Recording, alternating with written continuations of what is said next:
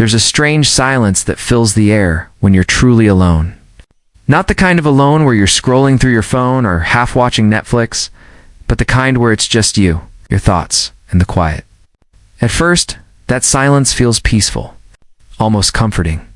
But stay there long enough, and something deeper begins to stir. Your mind starts to speak in ways it never does when life is loud. Some people find that silence healing. Others find it terrifying. The question is, what really happens to your mind when you're truly alone? Psychologists and neuroscientists have studied this for decades, and the answer is both fascinating and unsettling. Being truly alone, not lonely, but alone, triggers parts of your brain that rarely activate in daily life. When there are no distractions, your mind shifts into what's called the default mode network, a powerful system responsible for self-reflection, memory, and meaning-making. It's the brain's way of saying, now that you're not reacting to the world, let's talk about you.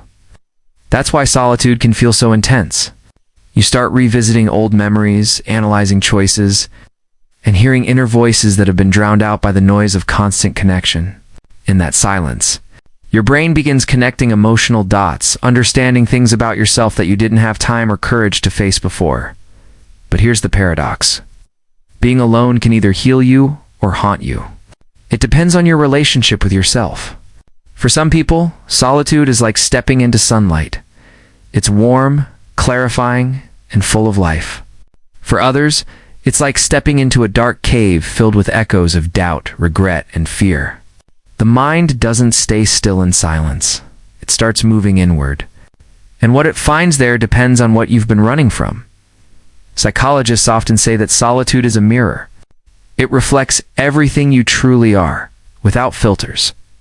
When you're with others, you're constantly adjusting, reacting to opinions, expectations, and social cues. But when you're alone, those masks fall away. The image you see isn't the one you show to the world, it's the one you hide from it. And that's why so many people avoid being alone for too long. Not because they hate silence, but because they fear what might rise within it. But here's where the story turns. Solitude, when embraced, is one of the most transformative psychological experiences a human can have.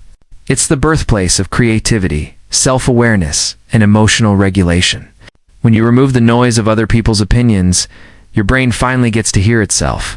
It begins processing emotions that have been pushed aside. It revisits unfinished emotional stories, grief you never expressed, love you never accepted, fears you never named. Alone, the mind starts to clean up what's been left behind. Neuroscience supports this too. Studies show that people who spend intentional time alone, without external stimulation, experience increased activity in the hippocampus and prefrontal cortex areas linked to emotional balance, memory, and problem solving. Essentially, solitude allows your brain to recharge and reorganize. It's like hitting refresh on your mental operating system. But here's the key. Solitude and loneliness are not the same thing. Loneliness is the absence of connection. Solitude is the presence of self. Loneliness drains you. Solitude restores you. The difference lies in mindset. If you approach being alone as something to escape from, it becomes painful. If you approach it as something to explore, it becomes powerful. When you're truly alone, you begin to understand how deeply modern life distracts you from yourself. Think about it. When's the last time you were truly present with your own thoughts? No music, no phone, no conversation, just you. For many people, it's been years. We've built a culture that fears stillness, because stillness exposes truth.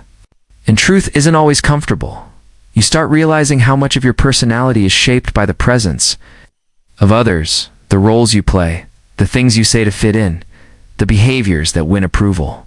Alone, all that fades, and that's when your real self starts whispering. The part of you that doesn't care about being liked, just wants to be understood. This is why some of the most emotionally mature people actually seek solitude. They're not isolating themselves, they're reconnecting with themselves. They understand that being alone doesn't mean being empty. It means being full of thoughts, ideas, and feelings that finally have room to breathe. There's a deep psychological truth here. the more comfortable you are with being alone.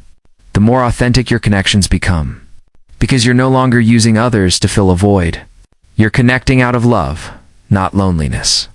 Out of curiosity, not fear. That's real emotional freedom. But let's be honest, solitude can also be brutal. When you strip away distractions, you're left with the raw material of your inner world. Every insecurity, every regret, every wound rises to the surface. And your mind, unoccupied by external noise, magnifies them. This is where solitude becomes a test of strength. It challenges you to face your shadows, the parts you've ignored. And if you can sit through that discomfort without running away, you begin to heal. Carl Jung, one of the great minds in psychology, once said, "Who looks outside dreams. Who looks inside, awakes." That's what solitude does. It wakes you up. It forces you to look inward and ask the questions most people avoid. Who am I when no one's watching? What do I really want? What do I actually believe? These aren't easy questions, but they're the ones that shape real growth. In fact, prolonged solitude often leads to something called existential reflection, when your mind starts questioning not just your choices, but your purpose. It can feel uncomfortable, even painful, but psychologists see it as a sign of evolution. You're not falling apart, you're shedding illusions. You're stripping away the roles, the noise, the masks, and finding the person beneath them. And something incredible happens once you cross that threshold of discomfort. The silence that once felt heavy begins to feel sacred. You start enjoying your own company. You realize that your thoughts aren't your enemies, they're your teachers. You start having conversations with yourself that are honest and kind. And when you re-enter the world, you carry that inner peace with you. Solitude sharpens emotional boundaries too. You begin to recognize which relationships genuinely nourish you, and which ones only fill time. You stop chasing people just to avoid silence. You stop over-explaining yourself to be understood, because you've already learned to understand yourself. That's the real power of being alone. It turns loneliness into self-respect. And maybe that's what modern psychology is trying to remind us. That solitude isn't something to fix, it's something to feel. In a culture addicted to constant engagement, being alone is almost rebellious. It's choosing depth over distraction. It's choosing to meet your own mind without a filter. So what really happens to your mind when you're truly alone? It remembers who it is.